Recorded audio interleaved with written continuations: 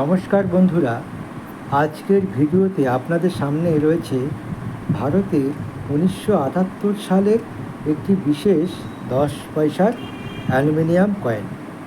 এই কয়েনটি food and shelter for all থিমের উপর ভিত্তি করে জারি করা হয়েছিল।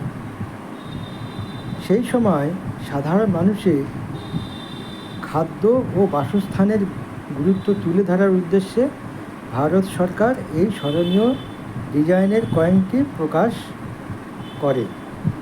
কয়েনটি অ্যালুমিনিয়াম ধাতু দিয়ে তৈরি হয়। এটি খুবই হালকা ও ব্যবহার করতে সহজ ছিল। এই কয়েন বোম্বাই, কলকাতা এবং হায়দ্রাবাদ মিন্ট থেকে জারি করা হয়েছিল। এই কয়েনের একপাশে জাতীয় প্রতীক অশোক স্তম্ভ দেখা যায় এবং নিচে লেখা রয়েছে সত্যমেব জয়তে। অন্য পাশে food and shelter for all লেখাসহ সুন্দর প্রতীকী নকশা দেখা যায়, যা মানুষের মৌলিক চাহিদার বার্তা বহন করে। নিচে 10 পয়সে এবং জারির সাল 1978 লেখা রয়েছে। এই ধরনের থিম কয়েন শুধু লেনদেনের জন্য নয়, সামাজিক বার্তা প্রচারের জন্যও তৈরি করা হতো। বর্তমানে এই 10 পয়সার কয়েনটি পুরনো কয়েন সংগ্রাহকদের কাছে বেশ জনপ্রিয়।